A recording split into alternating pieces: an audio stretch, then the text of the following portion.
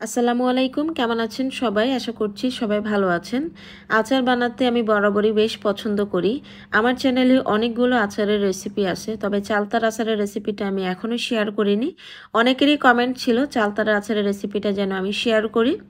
তো স্কুল গেটে মামাদের কাছ থেকে যে আমরা চালতার আচারটা খেতাম, তো সেই রেসিপিটা আজকে তুলে ধরবো। আশা করছি আমার আজকের রেসিপিটা ভালো লাগবে। ভালো লাগলে অবশ্যই একটা লাইক দিবেন এবং আমার চ্যানেলটাকে সাবস্ক্রাইব করে আমার চ্যানেলের পাশেই থাকবেন। তো চলুন চলে যাই এই মজাদার আচারটি আমি কিভাবে তৈরি করছি এবং 1 বছর পর্যন্ত কিভাবে সংরক্ষণ করবেন পুরো রেসিপিটা দেখাবো। আচার তৈরি করার জন্য লাগবে আমার এখানে চালতা। আমি 4টা চালতা কেটে নিয়েছি। তো ভেতরে যে অংশটা আছে অংশটা আমি প্রথমে ফেলে তারপরে আমি চালতাগুলো কেটে নিব। আর চালতা কাটতে একটু ঝামেলার, একটু সাবধানে আপনারা কেটে নেবেন। তো আমি সবগুলো কেটে দেখাচ্ছি না, আমি কীভাবে কাটছি আপনারা একটু দেখে বুঝে নেন। এইভাবে করে আমি সবগুলো চালতা কেটে নিয়েছি। আর খুব সাবধানে কাটবেন, চালতা অনেক পিছলা থাকে। তো এভাবে করে আমি সবগুলো চালতা কেটে নিয়েছি। তো কাটার পরে আমি খুব ভালোভাবে ধুয়ে নিয়েছি। ধোয়ার পরে এখানে আমি দিয়ে দিচ্ছি হলুদের গুঁড়া। 1 চা চামচ আমি হলুদের গুঁড়া দিয়ে দিচ্ছি। দেওয়ার পরে আমি দিয়ে দিচ্ছি সামান্য লবণ আর দিয়ে দিচ্ছি আমি পানি। তো দেওয়ার পরে আমি এই চালতাগুলোকে সেদ্ধ করে নিব। আর সেদ্ধ হতে বেশি সময় লাগে না, 5-6 মিনিট হলেই সেদ্ধ হয়ে যায়। তো আমি সেদ্ধ করে নিয়েছি, যে পানিটা আছে সে পানিটা আমি ফেলে দিয়েছি। এ পর্যায়ে চাইলে আপনারা চালতাগুলোকে থেতলিয়ে নিতে পারবেন, তবে আমি থেতলাবো না, আমি একটু আস্তই রাখতে চাচ্ছি। তো এখন আমি কিছু মশলা আমি রেডি করে নিয়েছি। এখানে নিয়েছি আমি 5 ফোড়ন 2 চা চামচ পরিমাণ। তারপরে এখানে দিয়েছি আমি 1 চা চামচ পরিমাণ মেথি।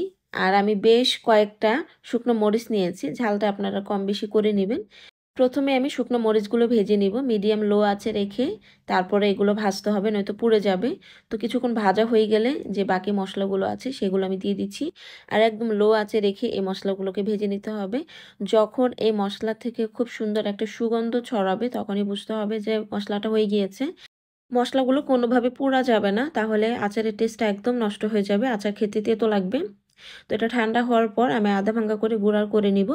একটা প্যানের মধ্যে আমি দিয়ে দিচ্ছি সরিষার তেল। আর তেলটা আপনারা না দিলেও পারেন, তবে তেলটা দিলে ভালো লাগে। আমি কিছু মশলা ভেজে নেব, এই জন্য আমি এই তেলটা দিয়েছি। তো সামান্য কিছুটা তেল দিয়ে এখানে আমি 5 ফোড়ন এবং কিছুটা আমি কালো জিরে দিয়ে দিচ্ছি, সামান্য কিছুটা। মশলাগুলো ফোড়ন হয়ে গেলে এখানে আমি থেতলানো রসুন দিয়ে দিচ্ছি। এখানে আমি 2টা থেতলিয়ে নিয়েছি রসুন।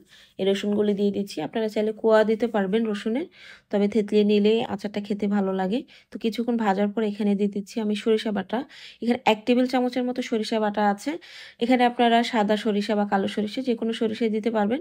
সরিষা বাটা দিলে আচারের টেস্ট দ্বিগুণ বেড়ে যায়। আর অবশ্যই সরিষা বাটাটা দেওয়ার চেষ্টা করবেন।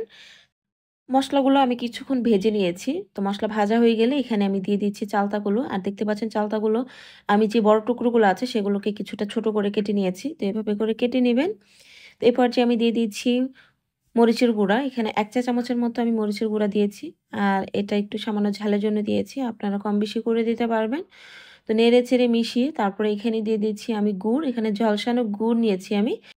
এই আচারটা আপনারা চিনি দিয়েও করতে পারবেন, তবে গুড় দিয়ে করলে কালারটা বেশ সুন্দর আসে। তো এখানে আমি 2 কাপ পরিমাণ গুড় দিয়ে দিচ্ছি। আর এই মিষ্টিটা আপনারা কম বেশি করে দিবেন, যে যেমন মিষ্টি খেতে পছন্দ করেন। আমার কাছে এটাই বেস্ট মনে হয়েছে, এতটুকুই যথেষ্ট। তো এই গুড় থেকে আস্তে আস্তে পানি উঠবে। তো এখন আমি ঢাকনা দিয়ে ঢেকে দিব, ঢেকে তারপরে এই আচারটা তৈরি করব। আর অবশ্যই ঢেকে দিতে হবে। তো দেখতে পাচ্ছেন গুড়টা গলে পানি উঠে এসেছে। তো এখন মিডিয়াম লো আঁচে রেখে আমি আচারটা তৈরি করব। একটু লং সময় ধরে করতে হবে, তাহলে চালতার ভেতরে মিষ্টিটা যাবে। তো আমি কিছুক্ষণ পর পর ঢাকনা উঠিয়ে তারপরে নেড়ে চেড়ে দিচ্ছি। তো এখানে সামান্য পরিমাণে আমি লবণ দিয়ে দিচ্ছি। তো লবণটা দিলে মিষ্টির ব্যালেন্সটা ঠিক থাকে। তো এখন আমি দিয়ে দেবো এখানে ভিনেগার বা সিরকা। এটা যে কোনো মুদি দোকানে আপনারা কিনতে পারবেন। আর ভিনেগার দেওয়ার ফলে আচারটি নষ্ট হবে না। 1 বছরের বেশি সময় ধরে আপনারা সংরক্ষণ করে খেতে পারবেন। তো ভিনেগার দেওয়ার পর আমি নেড়ে চেড়ে আবারও ঢাকনা দিয়ে এই পানিটা শুকিয়ে নেব। তো কিছুক্ষণ পর পর নেড়ে চেড়ে দিচ্ছি। তো কিছুটা পানি যখন শুকিয়ে আসবে, এখন এখানে আমি দিয়ে দিচ্ছি যে মশলাগুলো আমি করেছিলাম শুরুতেই, সেই মশলাটা আমি অর্ধেকটা পরিমাণ দিয়ে দিচ্ছি। এতে করে চালতার ভেতরে মশলার ফ্লেভারটা যাবে, এতে করে খেতে খুব ভালো লাগবে। তো এক্সট্রা যে পানি আছে সে পানিটা আমি শুকিয়ে নেব। আচার তৈরি করার ক্ষেত্রে অবশ্যই ধৈর্য নিয়ে আচার তৈরি করতে হয়। হাই হিটে আচার তৈরি করা যায় না, এতে করে আচার ভালো হয় না। যে পানিটা আমি অনেকটা শুকিয়ে নিয়েছি এবং মাখো মাখো হয়েছে দেখতে পাচ্ছেন। এখন আমি বাকি মশলাগুলো দিয়ে দিব, যে মশলাগুলো আমি রেখেছিলাম। তো মশলাগুলো দিয়ে খুব ভালোভাবে নেড়ে চেড়ে মিনিট খানেক রেখে তারপরে চুলার জালটা আমি নিভিয়ে দিব। এর চেয়ে বেশি ঘন করব না। আর এটা ঠান্ডা হওয়ার পর একদম মাখো মাখো হয়ে যাবে, চালতার গায়ে গায়ে লেগে যাবে মিষ্টিগুলো।